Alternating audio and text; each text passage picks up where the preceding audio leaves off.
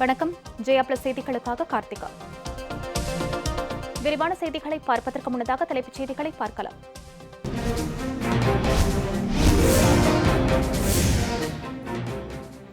கொரோனாவை கண்டு அச்சம் கொள்ள வேண்டாம். பிரதமர் மோடி டுவிட்டரில் வேண்டுகோள். தேவையற்ற பயணங்களை தவிர்க்க வேண்டும் என்றும் அறிவுறுத்தல்.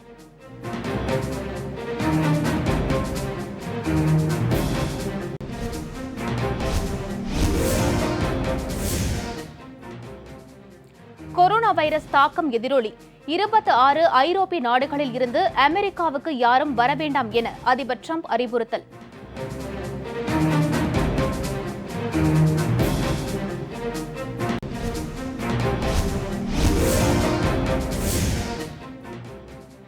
நாடு முழுவதும் கொரோனாவுக்கு பாதிக்கப்பட்டோர் எண்ணிக்கை 73ஆக அதிகரிப்பு. பிரத்யேக வார்டுகளில் வைத்து தீவிர சிகிச்சை.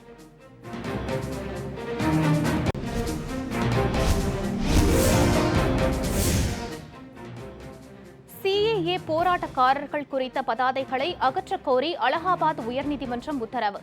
தடை விதிக்க உச்ச நீதிமன்றம் மறுப்பு.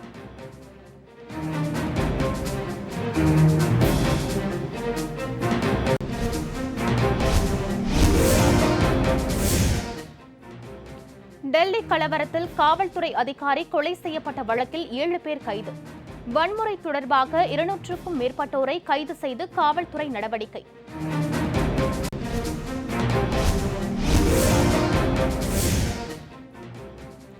சென்னையில் அம்மா மக்கள் முன்னேற்றக் கழகத்தின் புதிய தலைமை அலுவலகத்தை திறந்து வைத்தார் டிடிவி தினகரன். பிரம்மாண்ட விழாவில் பல்லாயிரக்கணக்கான தொண்டர்கள், நிர்வாகிகள் மற்றும் பொதுமக்கள் பங்கேற்று உற்சாகம்.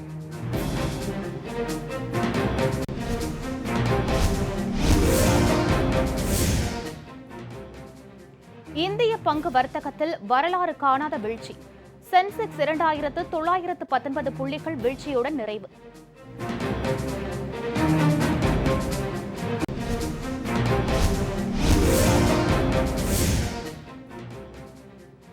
இந்திய பங்கு வர்த்தகத்தில் ஏற்பட்ட சரிவால் 11 லட்சம் கோடி ரூபாய் இழப்பு.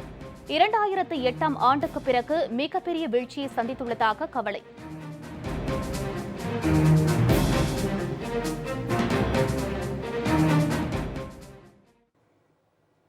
இனி விரிவான செய்திகள். கொரோனா வைரஸ் குறித்து நாட்டு மக்கள் அச்சம் கொள்ள தேவையில்லை என பிரதமர் திரு நரேந்திர மோடி கேட்டுக் கொண்டுள்ளார்.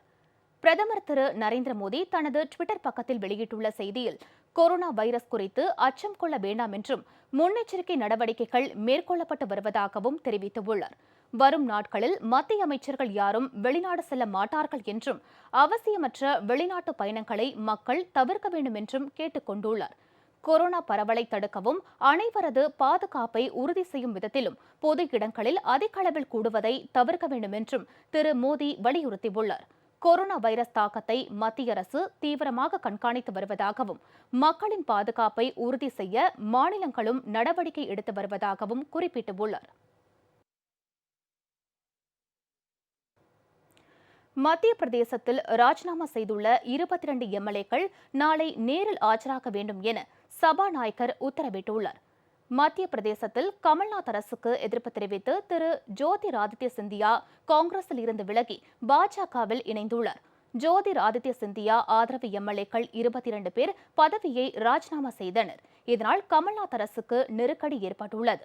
இந்நிலையில் ராஜினாமா செய்துள்ள 22 எம்எல்ஏக்களும் நாளை நேரில் ஆஜராக வேண்டும் என மத்திய பிரதேச சட்டப்பேரவை சபாநாயகர் உத்தரவிட்டுள்ளார். சட்டப்பேரவையில் வரும் 16ஆம் தேதி நம்பிக்கை வாக்கெடுப்பு நடத்த பாஜக கோரிக்கை விடுத்துள்ள நிலையில் சபாநாயகர் இந்த உத்தரவை பிறப்பித்துள்ளார். நாடு முழுவதும் கொரோனா வைரஸ் பாதிப்பு அதிகரித்துள்ளதை தொடர்ந்து ஓசிஐ அட்டை பெற்ற வெளிநாடு வாழ் இந்தியர்கள் இந்தியாவில் பயணிக்க வழங்கப்பட்ட விசா இல்லாத பயண வசதி தற்காலிகமாக ரத்து செய்யப்படுவதாக மத்திய சுகாதாரத்துறை அறிவித்துள்ளது. நாடு முழுவதும் 73 பேருக்கு கொரோனா வைரஸ் தொற்று உறுதி செய்யப்பட்டுள்ளது. டெல்லியில் செய்தியாளர்களை சந்தித்த சுகாதாரத்துறை இணை செயலாளர் திரு லாவ் அகர்வால் இதுவரை 48 வெளிநாடுகளில் இருந்து 900 இந்தியர்கள் மீட்கப்பட்டுள்ளதாக கூறினார். கொரோனா பாதிப்பு உள்ள 73 பேரில் 56 பேர் இந்தியர்கள் எனவும் 17 பேர் வெளிநாட்டவர்கள் எனவும் திரு லாவ் அகர்வால் தெரிவித்தார். நாடு முழுவதும் 52 சோதனை மையங்கள் அமைக்கப்பட்டுள்ளதாக தெரிவித்த அவர், ஓசிஏ எனப்படும் ஓவர்சீஸ் சிட்டிசன் ஆஃப் இந்தியா அட்டை பெற்ற வெளிநாட்டு வாழ் இந்தியர்கள் விசா இல்லாமல் இந்தியாவில் பயணிக்க வழங்கப்பட்டு வரும் வசதி வரும் ஏப்ரல் 15ஆம் தேதி வரை தற்காலிகமாக ரத்து செய்யப்படுவதாக அறிவித்தார். இந்த முடிவு நாளை மாலை 5:30 மணி முதல் அமலுக்கு வருவதாகவும் சுகாதாரத்துறை இணை செயலாளர் திரு லாவ் அகர்வால் அறிவித்துள்ளார்.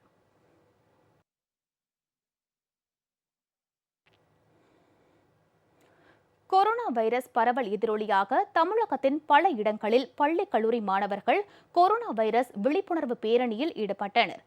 நாமக்கல் மாவட்டம் ராசிபுரம் அடுத்த நாமகிரிப்பேட்டையில் தனியார் பள்ளி சார்பில் கொரோனா வைரஸ் விழிப்புணர்வு பேரணி நடத்தப்பட்டது. சேலம் மதுவிலக்கு ஆயத்தீர்வைத்துறை காவல் கண்காணிப்பாளர் திரு சிவக்குமார் இப்பேரணியை தொடக்கி வைத்தார்.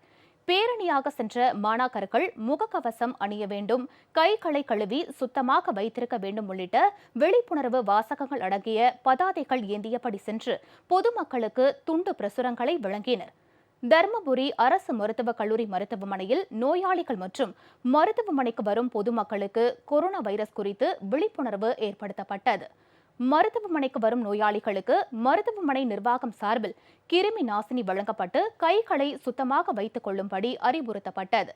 கொரோனா வைரஸ் தடுப்பு நடவடிக்கையாக திருப்பூர் மாவட்டம் உடுமலை நகராட்சி சார்பில் உடுமலை பேருந்து நிலையம் மற்றும் பேருந்துகளில் கிருமி நாசினி தெளிக்கப்பட்டது. குறிப்பாக கேரளா உடுமலை இடையே இயக்கப்படும் பேருந்துகளுக்கு சிறப்பு கவனத்துடன் கிருமி நாசினி தெளிக்கப்பட்டது. பேருந்தின் இருக்கைகள், கைப்பிடிகள், சக்கரங்கள் என அனைத்து இடங்களிலும் கிருமி நாசினி தெளிக்கப்பட்டது.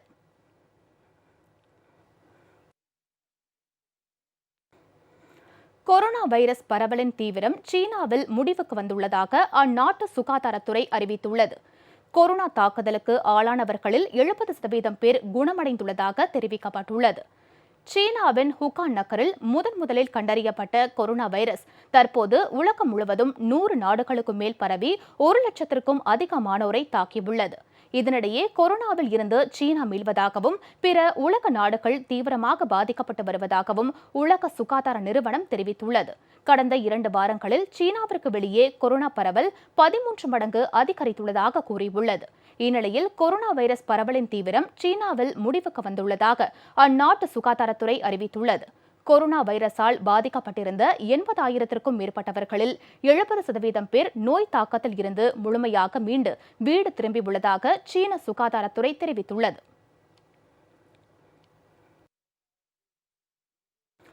இந்தியாவில் கொரோனா வைரஸால் பாதிக்கப்பட்டோரின் எண்ணிக்கை 73ஆக உயர்ந்துள்ளது. சீனாவின் ஹுகான் மாகாணத்தில் பரவிய கொரோனா வைரஸ் உலகில் தற்போது 123 நாடுகளை அச்சுறுத்தி வருகிறது.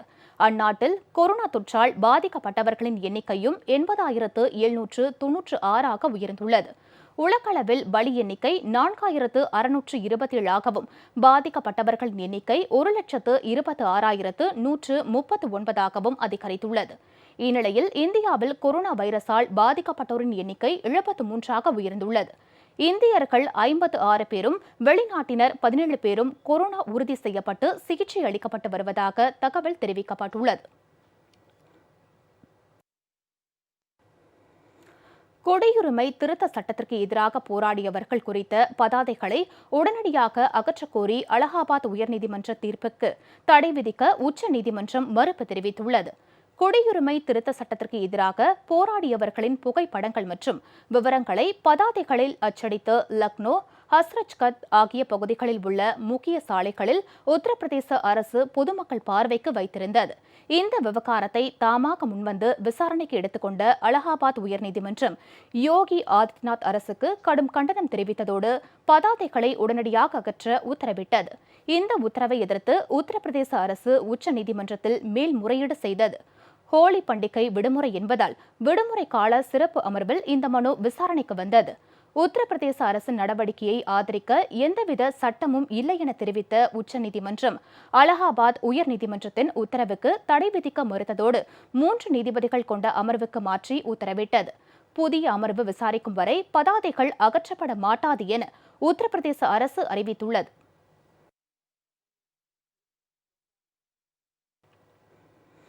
உலக பங்கு வர்த்தகத்தில் ஏற்பட்ட வீழ்ச்சி இந்திய பங்குச்சந்தைகளில் எதிரொலித்தது. மும்பை பங்குச்சந்தை சென்செக்ஸ் 2919 புள்ளிகள் வீழ்ச்சியுடன் வர்த்தகம் நிறைவடைந்தது.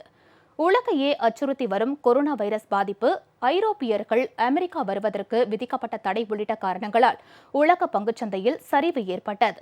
இதன் தாக்கம் இந்திய பங்குச்சந்தைகளிலும் எதிரொலித்தது. கடந்த சில நாட்களாகவே இந்திய பங்கு வர்த்தகம் தேக்க நிலை அடைந்து புள்ளிகள் சரிந்தன. இதன் உச்சகட்டமாக இன்று இந்திய பங்குச்சந்தைகளில் வர்த்தகம் பெரும் வீழ்ச்சியை சந்தித்தது. மும்பை பங்குச்சந்தை குறியீட்டு எண் சென்செக்ஸ் பங்கு வர்த்தக முடிவில் 2919 புள்ளிகள் சரிந்து 32,778 புள்ளிகளில் நிறைவு பெற்றது. அதேபோல் தேசிய பங்குச்சந்தை குறியீட்டு எண் நிப்டி 868 புள்ளிகள் குறைந்து 9,590 புள்ளிகளில் முடிவடைந்தது. இந்திய பங்கு வர்த்தகத்தில் ஏற்பட்ட சரிவால் 11,42,000 கோடி ரூபாய் இழப்பு ஏற்பட்டுள்ளதால் முதலீட்டாளர்கள் அச்சமடைந்துள்ளனர். கடந்த 2008ஆம் ஆண்டுக்கு பிறகு மிகப்பெரிய வீழ்ச்சியை பங்குச்சந்தைகள் சந்தித்துள்ளது குறிப்பிடத்தக்கது. இன்று உலக சிறுநீரக தினம். இன்றைய தினத்தில் சிறுநீரக பாதிப்பு, சிறுநீரகத்தை பாதுகாப்பது எப்படி என்பது குறித்து விரிவாக பார்ப்போம். ஆண்டுதோறும் மார்ச் 12ஆம் தேதி உலக சிறுநீரக தினம் கடைபிடிக்கப்படுகிறது. சிறுநீரகத்தை எவ்வாறு பாதுகாப்பாக வைத்துக் கொள்வது என்பது குறித்து இந்த நாளில் விழிப்புணர்வு ஏற்படுத்தப்படுகிறது. ஆனாலும் சிறுநீரகத்தை எப்படி பாதுகாத்துக் கொள்ள வேண்டும் என்ற விழிப்புணர்வு மக்களிடையே இல்லை என்பதுதான் நிதர்சனமான உண்மை. உடலிலேயே சிறுநீரகம்தான் இரத்தத்தை சுத்தப்படுத்தும் ஒரு உறுப்பு. எனவே சிறுநீரகத்தை ஆரோக்கியமாக வைத்துக் கொள்வது ஒவ்வொருவரின் கடமை. நீரிழிவு நோய் உள்ளவர்களும் அதிக இரத்த அழுத்தம் உள்ளவர்களுமே சிறுநீரக பாதிப்பால் அதிகம் பாதிக்கப்படுவதாக மருத்துவர்கள் தெரிவிக்கின்றனர். மார்ச் மாதம் 2வது வியாழக்கிழமை உலக சிறுநீரக தின விழா, வேர்ல்டு கிட்னி டே அப்படின்னு ஒன்று செலிப்ரேட் பண்ணுறோம். இதனோட முக்கியமான எய்ம் என்னென்னா, பொதுமக்கள் மத்தியில் கிட்னி டிசீஸை பற்றி ஒரு அவேர்னஸை கிரியேட் பண்ணி அதை தடுக்கிறதுக்குற வழிகளை நாங்கள் உருவாக்குறது தான் இதனோட மெயின் எய்மே. மெயினாக அந்த கிட்னி டிசீஸை தடுக்கணும்னா நம்ம என்ன பண்ணணும்? ஃபஸ்ட்டு ஒவ்வொருத்தங்களும் போதுமான அளவுக்கு தண்ணீர் குடிக்கணும். குறைந்தபட்சம் ஒவ்வொரு மனிதரும் ஒரு நாளைக்கு 2.5 லிட்டர்லேருந்து 3 லிட்டர் வரைக்கும் தண்ணி குடிக்கணும். இது மிகவும் அத்தியாவசியமானது. தண்ணி கம்மியாக எடுத்துக்கிட்டாலே அவங்களுக்கு எதிர்காலத்தில் கிட்னி பாதிக்கிறதுக்கு வாய்ப்பு இருக்குது. 2வது முக்கியமான விஷயம், ஒவ்வொரு சர்க்கரை நோயாளியும் அவங்களோட சுகரை நல்ல கட்டுப்பாடில் வச்சுக்கணும். HbA1cங்கிற ஒரு அளவை 7க்கு கீழே வச்சுக்கிட்டாக்க அவங்களுக்கு கிட்னி டிசீஸ் வர வாய்ப்பு ரொம்ப கம்மி. 3வது விஷயம், பிபியும் நல்ல ஸ்ட்ரிக்ட் கண்ட்ரோலில் வச்சுக்கணும். பிபியை கண்ட்ரோல் பண்ணுறதுக்கு சாப்பாட்டில் உப்பு கட்டுப்பாடு அவசியம். மருத்துவர்கள் ப்ரிஸ்கிரைப் பண்ணியிருக்கிற மெடிசன்ஸை கட்டாயம் ரெகுலராக சாப்பிடணும். எப்போ செக் பண்ணாலும் பிபி 130 80க்கு கீழே இருக்கிற மாதிரி நீங்கள் பார்த்துக்கோங்க. இன்னும் சொல்லப்போனால் ஒவ்வொரு பிபி பேஷண்ட்டும் வாரத்துக்கு ஒரு முறை அவசியம், முடிந்தால் டெய்லியும் ஒரு முறை பிபி வீட்லேயே செக் பண்ணிக்கிறது நல்லது. போதிய அளவு தண்ணீர் எடுத்துக்கொள்ளாதது மற்றும் அதிக அளவு அசைவ உணவு எடுத்துக்கொண்டாலும் நாளடைவில் சிறுநீரக பாதிப்பு ஏற்படக்கூடும் என்கின்றனர் மருத்துவர்கள். மேலும் தற்போதைய காலகட்டத்தில் தலைவலி, உடல்வலி என எந்த பிரச்சனையாக இருந்தாலும் மருத்துவர்களின் பரிந்துரை இல்லாமல் தாங்களாகவே மருந்துகளை எடுத்துக்கொள்ளும் வழக்கம் அதிகரித்துவிட்டது. இவ்வாறு மருந்துகளை எடுத்துக்கொள்வதும் சிறுநீரக பாதிப்பிற்கு வழிவகுக்கும் என மருத்துவர்கள் எச்சரிக்கின்றனர். டாக்டர்ஸுங்க ப்ரிஸ்கிரைப் பண்ணாமல் எந்த விதமான ஆன்டிபயோட்டிக்ஸ் ஆகட்டும், பெயின் கில்லர்ஸ் ஆகட்டும், காமனாக இடுப்பு வலி, கை கால் வலி, தலைவலி, ஜுரம் அப்படின்னு சொல்லிட்டு ப்ராப்பர் செக்கப், மருத்துவ பரிசோதனை இல்லாமல் மெடிக்கல் ஷாப்பில் போயிட்டு, இதுக்கு பேர் ஓவர் த கவுண்டர் மெடிசன், பேஷண்ட்டாகவே போயிட்டு எனக்கு தலை வலிக்குது, இடுப்பு வலிக்குதுன்னு ஒரு மருந்து வாங்கி சாப்பிட்றதுனால கிட்னி பாதிக்கிறதுக்குரிய சான்ஸ் ரொம்ப ரொம்ப ஜாஸ்தி. ஆரம்பத்தில் லைட்டாக தான் பாதிக்கும். அதை அப்படியே விட்டுட்டோம்னு சொன்னால் எதிர்காலத்தில் இது மிகப்பெரிய பாதிப்பை ஏற்படுறதுக்கு வாய்ப்பு இருக்குது. எந்த மெடிசன்ஸுமே டாக்டர்ஸோட ப்ரிஸ்கிரிப்ஷன் இல்லாமல் சாப்பிடக்கூடாது. அதேமாதிரி டாக்டர்ஸுங்க ப்ரிஸ்கிரைப் பண்ணாலும் ஒரு பர்டிகுலர் டைம் வரைக்கும், எவ்வளோ நாள் சொல்லியிருக்காங்களோ அத்தனை நாள் வரைக்கும் தான் சாப்பிடணும். அதுக்கு மேலே தேவையில்லாமல் நாமளே சாப்பிட்டுக்க கூடாது மெடிசன்ஸை.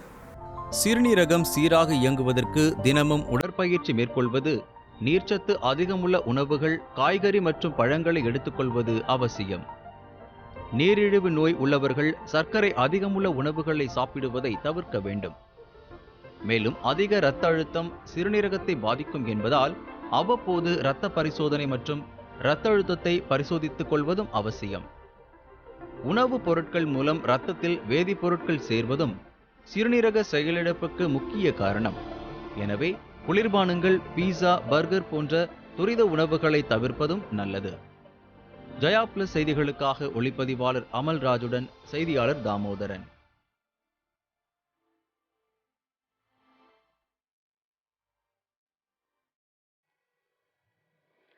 திருவண்ணாமலை மாவட்டம் ஜவ்வாது மலையில் உள்ள 200க்கும் மேற்பட்ட மலை கிராமங்களில் எள் மற்றும் கொள்ளு விதைகளை விவசாயிகள் தனியாரிடம் அதிக விலைக்கு வாங்கி வருவதாகவும் இதை தவிர்க்க மானிய விலையில் அரசை வழங்க வேண்டும் என விவசாயிகள் வலியுறுத்தியுள்ளனர். மேலும் அங்கு விளையும் எள் கொள்ளு பயிர்களை நேரடியாக அரசே கொள்முதல் செய்ய வேண்டும் என்றும் மலை கிராம விவசாயிகள் கோரிக்கை விடுத்துள்ளனர்.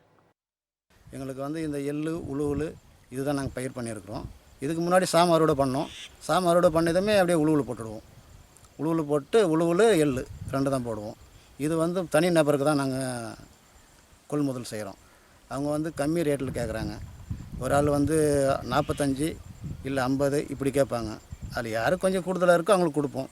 இது கவர்மெண்ட்டாக இருந்தால் நமக்கு உடனே காசு கிடைக்கும். பசங்களுக்கு ஸ்கூல் ஃபீஸ் கட்டுறதுக்கு கஷ்டம். நம்ம செலவுக்கு நிறையா செலவு இருக்குது. அதனால் நமக்கு கவர்மெண்ட்டில் இருந்தால் நல்லாயிருக்கும். ஈரோடு மாவட்டம் அந்தியூர் அருகே உள்ள கோணப்புளியார் என்ற கிராமத்தில் யானை தாக்கியதில் பொன்னுசாமி என்ற விவசாயி உயிரிழந்தார். சென்னம்பட்டி வனப்பகுதியை ஒட்டி அமைக்கப்பட்டிருந்த அகழிகள் சரியாக பராமரிக்கப்படாததால் யானைகள் அடிக்கடி தோட்டப்பகுதிக்கு வருவதாக அப்பகுதி மக்களும் உறவினர்களும் குற்றம் சாட்டினர். யானை தாக்கி உயிரிழந்த பொன்னுசாமியின் குடும்பத்திற்கு 5 கோடி ரூபாய் இழப்பீடும், குடும்பத்தில் ஒருவருக்கு அரசு வேலையும் வழங்க வேண்டும் எனவும் கோரிக்கை விடுத்துள்ளனர். இங்கே அடிக்கடி வனவிலங்குகள் வெளியில் விவசாய பயிர்கள் நாசம் பண்ணவும் விவசாயிகளுக்கு உயிர் சேதம் கொடுக்கவும் பண்ணிக்கிட்டு இருக்கு. இப்போ பார்த்திங்கன்னா நேற்று நைட்டு கூட ஒரு யானை வெளியில் ஒரு விவசாயியை பொன்னுசாமிங்கிற ஒரு விவசாயியை கொண்டுருச்சு. இதுக்கு எங்களுக்கு ஒரு நிரந்தர தீர்வு வேணும். அதே மாதிரி அகழியை ஆழப்படுத்தி கொஞ்சம் வனவிலங்குகளை வெளியில் வராத மாதிரி வனத்துறையினர் இதுக்கு ஒரு நடவடிக்கை எடுக்கணும். அதே மாதிரி கம்பி வேலி போட்டு கொடுத்து வனவிலங்குகளை வெளியில் வராத மாதிரி தடுக்கணும். அதுக்கு வனத்துறை தக்க நடவடிக்கை எடுக்கணும்.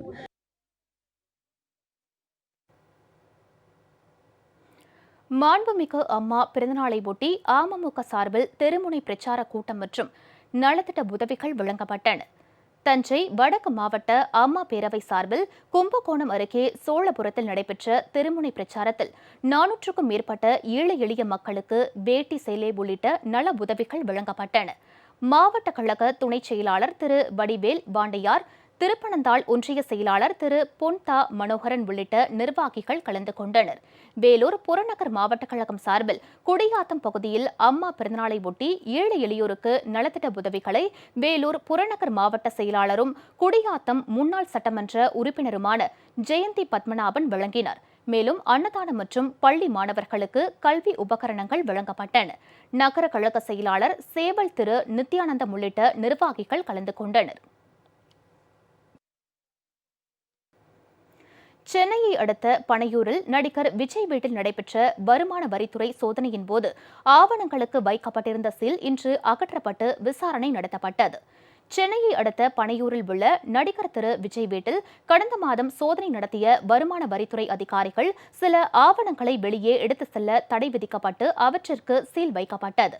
இந்நிலையில் நடிகர் விஜய் வீட்டில் இன்று வருமான வரித்துறை அதிகாரிகள் ஆவணங்களில் இருந்து சீலை அகற்றி விசாரணை மேற்கொண்டனர். 2 தினங்களுக்கு முன்னர் மாஸ்டர் பட இணை தயாரிப்பாளர் லலித்குமார் வீட்டில் நடத்தப்பட்ட விசாரணையில் கிடைக்கப்பெற்ற தகவலின் அடிப்படையிலும் பண பரிவர்த்தனை தொடர்பான ஆவணங்கள் அடிப்படையிலும் விஜய் வீட்டில் உள்ள அலுவலர்கள் மற்றும் நிர்வாகியிடம் விசாரணை நடத்தப்பட்டு வருவதாகவும் தகவல் வெளியாகியுள்ளது. கொரோனா வைரஸ் தடுப்பு முன்னெச்சரிக்கை நடவடிக்கையாக சினிமா தியேட்டர் உள்ளிட்ட பொதுமக்கள் கூடும் இடங்களில் கிருமி நாசினியை கொண்டு கை கழுவ வேண்டும் என தாம்பரம் நகராட்சி சுகாதார அதிகாரிகள் அறிவுறுத்தியுள்ளனர். தாம்பரம் நகராட்சி பகுதியில் கொரோனா தடுப்பு நடவடிக்கையை மேற்கொண்டுள்ள சுகாதாரத்துறை அதிகாரிகள் அங்குள்ள தியேட்டர்களில் கிருமி நாசினி தெளித்தனர். பொதுமக்கள் தியேட்டரில் படம் பார்க்கும்போது நம்ம அவங்க கைப்பிடி அப்புறம் சீட்டு இதெல்லாம் தொடுவாங்க.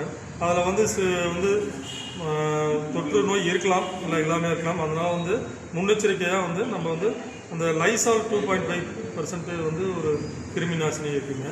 இதை கொண்டு நம்ம சீட்டு கைப்பிடி அப்புறம் தரையெல்லாம் 2 முறையாவது தொடக்க சொல்லி இன்ஸ்ட்ரக்ஷன் சொல்லியிருக்கோம். வெளிநாடுகளில் இருந்து கன்னியாகுமரிக்கு வருகை தரும் சுற்றுலா பயணிகளிடம் கொரோனா வைரஸ் அறிகுறி குறித்து கண்காணிக்க சுகாதார அதிகாரிகள் குழுவினர் ஈடுபடுத்தப்பட்டிருப்பதாக மாவட்ட ஆட்சியர் திரு பிரசாந்த் வடநேரே தெரிவித்துள்ளார். நாகர்கோவிலில் செய்தியாளர்களிடம் பேசிய அவர், ஈரானில் சிக்கி தவிக்கும் மீனவர்களை மீட்க நடவடிக்கை எடுக்கப்பட்டு வருவதாகவும் அவர் கூறினார். கூட நம்ம மாவட்டத்தில் இருக்கிற அதிகாரிகள், சுகாதாரத்துறை அதிகாரிகள், மாவட்ட நிர்வாகம் தினந்தோறும் 2 முறை மாநில அளவில் இருக்கிற டேட்டாக்கை நாங்கள் ஃபாலோ பண்ணுறோம். அவங்களும் ஃபாலோ பண்ணிவிட்டு எங்களுக்கு தகவல் கொடுத்துட்ருக்காங்க. சுகாதாரத்துறை வந்து அங்கே விழிப்புணர்வும் பண்ணுறாங்க. மக்களுக்கும் நிறைய இந்த விஷயங்கள் தெரிஞ்சுட்டு வந்திருக்குது. அங்கே இருக்க கடைக்காரங்களுக்கு எல்லாருக்கும் நாங்கள் தகவல் கொடுத்துட்டு தான் இருக்கோம். அதே மாதிரி அங்கே இருக்கிற மருத்துவமனையிலும் ஒரு ஸ்பெஷல் கவனம் செலுத்தி நீங்கள் இருக்கணும் அப்படின்னு சொல்லியிருக்கோம். ஸோ அந்த மாதிரி வெளி மாநிலத்தில் நம்ம உடனடியாக பேனிக் ஆகக்கூடாது, அதுதான் முக்கியமானது. அரசியலில் ரஜினிகாந்த் வெற்றி பெற முடியாது என்றும் அவரது முயற்சி பலிக்காது எனவும் தமிழ்நாடு காங்கிரஸ் கமிட்டி தலைவர் திரு கே.எஸ். அழகிரி தெரிவித்துள்ளார். கும்பகோணம் அருகே திருப்பனந்தாளில் செய்தியாளர்களிடம் பேசிய அவர் இவ்வாறு கூறினார். கட்சி ஆரம்பிப்பார் என்று நீங்கள் எல்லாம் சொல்லுகிறீர்கள். எனக்கு இன்னும் அதில் நம்பிக்கை வரவில்லை. ரஜினி நல்ல நடிகர், எனக்கு பிரியமானவர்.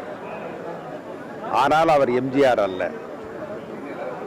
எனவே அவருடைய இந்த முயற்சி வெற்றி பெறாது, பலிக்காது என்பது என்னுடைய சொந்த கருத்து. அம்மா மக்கள் முன்னேற்றக் கழகத்தின் புதிய தலைமை கழக அலுவலகத்தை கழக பொதுச் செயலாளர் திரு டிடிவி தினகரன் சென்னையில் இன்று திறந்து வைத்தார். பல்லாயிரக்கணக்கான தொண்டர்கள் மற்றும் நிர்வாகிகளின் வாழ்த்துளி முழங்க அலுவலகத்தை அவர் திறந்து வைத்தார். இதய தெய்வம் புரட்சி தலைவி அம்மாவின் மக்கள் நல கொள்கைகளை ஏந்தி பிடிக்கும் உன்னத லட்சியத்தோடு இயங்கி வரும் அம்மா மக்கள் முன்னேற்றக் கழகத்தின் புதிய தலைமைக் கழக அலுவலகம் சென்னை ராயப்பேட்டையில் புதிய எழிலோடு உருவாகியுள்ளது. இந்த அலுவலகத்தை திறந்து வைக்க வருகை தந்த கழக பொதுச் செயலாளர் திரு டிடிவி தினகரனுக்கு வழிநெடுகிலும் கழக நிர்வாகிகள், தொண்டர்கள் மற்றும் பொதுமக்கள் உற்சாக வரவேற்பளித்தனர்.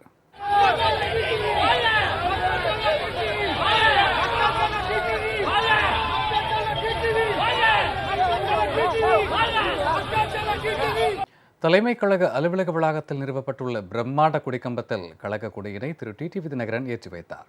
அப்போது அங்கு கூடியிருந்த பல்லாயிரக்கணக்கானோர் வாழ்த்தொலி முழங்க கரகோஷம் எழுப்பினர்.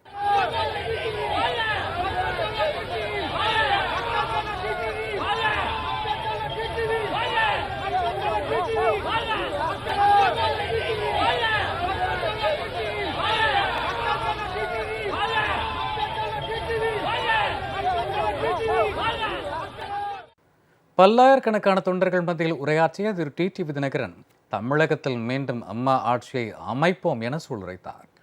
இதனைத் தொடர்ந்து நிர்வாகிகள் மற்றும் தொண்டர்கள் முன்னிலையில் தலைமை கழக அலுவலகத்தை திரு டிடிவி தினகரன் ரிப்பன் வெட்டி திறந்து வைத்தார்.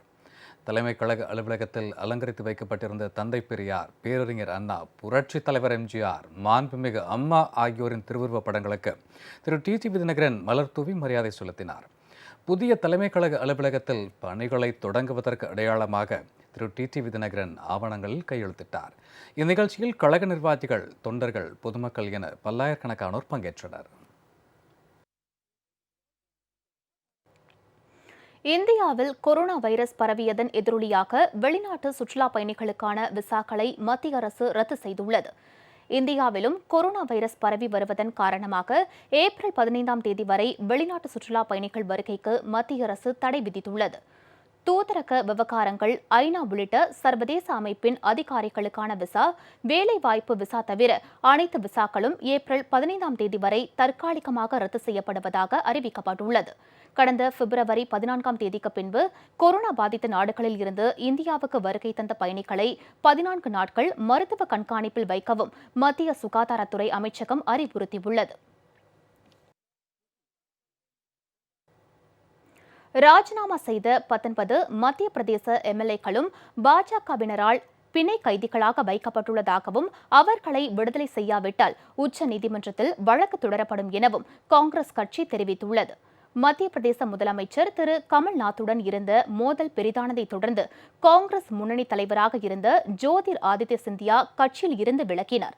இதனைத் தொடர்ந்து அவரது ஆதரவு எம்எல்ஏக்கள் 19 பேர் உட்பட 22 எம்எல்ஏக்கள் தங்களது பதவியை ராஜினாமா செய்தனர். இதனைத் தொடர்ந்து மத்திய பிரதேசத்தில் காங்கிரஸ் அரசு கவிழும் சூழல் ஏற்பட்டுள்ளது. இதுகுறித்து செய்தியாளர்களை சந்தித்த காங்கிரஸ் மூத்த தலைவர் திரு திக்விஜய் சிங், ராஜினாமா செய்த 19 எம்எல்ஏக்கள் நேரில் வந்து சபாநாயகரிடம் விளக்கமளித்தால் மட்டுமே அவர்களது ராஜினாமா ஏற்கப்படும் எனவும் கூறினார். அவர்களது ராஜினாமா ஏற்கப்படும் வரை நம்பிக்கை வாக்கெடுப்பு நடைபெறாது என திரு திக்விஜய் சிங் தெரிவித்துள்ளார். 19 எம்எல்ஏக்களையும் பாஜக பிணை கைதிகளாக வைத்துள்ளதாகவும் அவர்களை சந்திக்க பெங்களூரு சென்ற அமைச்சர்கள் தாக்கப்பட்டதாகவும் காங்கிரஸ் கட்சி தெரிவித்துள்ளது. அவர்களை விடுவிக்காவிட்டால் உச்சநீதிமன்றத்தில் வழக்கு தொடரப்படும் எனவும் காங்கிரஸ் கட்சி அறிவித்துள்ளது.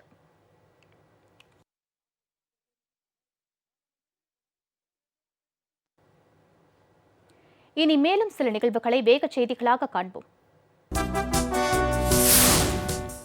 டெல்லியின் வடகிழக்கு பகுதியில் நடைபெற்ற கலவரம் தொடர்பாக 200க்கும் மேற்பட்டோரை கைது செய்யப்பட்டுள்ளதாகவும் தலைமை காவலர் கொல்லப்பட்ட வழக்கில் 7 பேர் கைது செய்யப்பட்டுள்ளதாகவும் டெல்லி காவல்துறை தெரிவித்துள்ளது.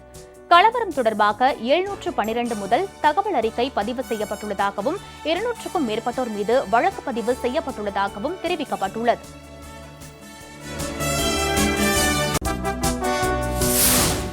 கொரோனா வைரஸ் அச்சத்தால் பள்ளிகளுக்கு விடுமுறை அளிக்க வேண்டும் என்ற கோரிக்கையை உயர்நீதிமன்றம் நிராகரித்துவிட்டது. அனைத்து பள்ளிகளுக்கும் விழிப்புணர்வு குறித்த சுற்றறிக்கைகள் அனுப்பப்பட்டுள்ளதாகவும் எந்த பள்ளியிலும் மாணவர்களுக்கு கொரோனா அறிகுறி ஏதும் இல்லை எனவும் தெரிவித்தார். இதை ஏற்ற நீதிபதிகள் பள்ளிகளுக்கு விடுமுறை அறிவிக்கும்படி தமிழக அரசுக்கு உத்தரவிட மறுத்துவிட்டனர்.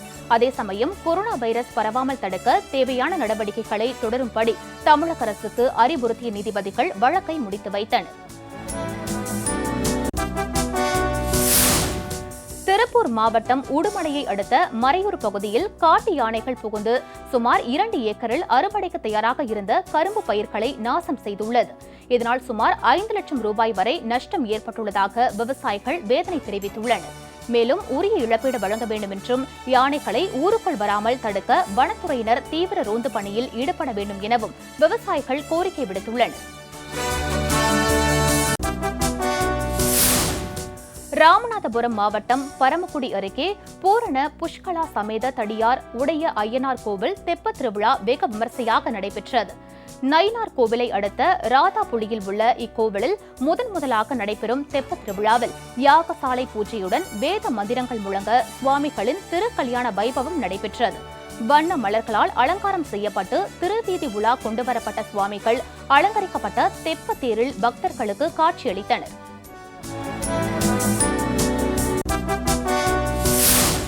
நாகை அருகே தேத்தாக்குடி பகுதியில் இருசக்கர வாகனத்தில் வந்த நபர் நிலை தடுமாறி பாலத்தின் கம்பி குத்தி பரிதாபமாக உயிரிழந்தார். வேதாரண்யம் அடுத்த தேத்தாக்குடி கிராமத்தில் புதிய பாலம் கட்டும் பணி நடைபெற்று வருகிறது. இப்பகுதிக்கு இருசக்கர வாகனத்தில் வந்த ரவிச்சந்திரன் என்பவர் நிலை தடுமாறி கீழே விழுந்ததில் அங்கிருந்த இரும்பு கம்பி குத்தி சம்பவ இடத்திலேயே பரிதாபமாக உயிரிழந்தார்.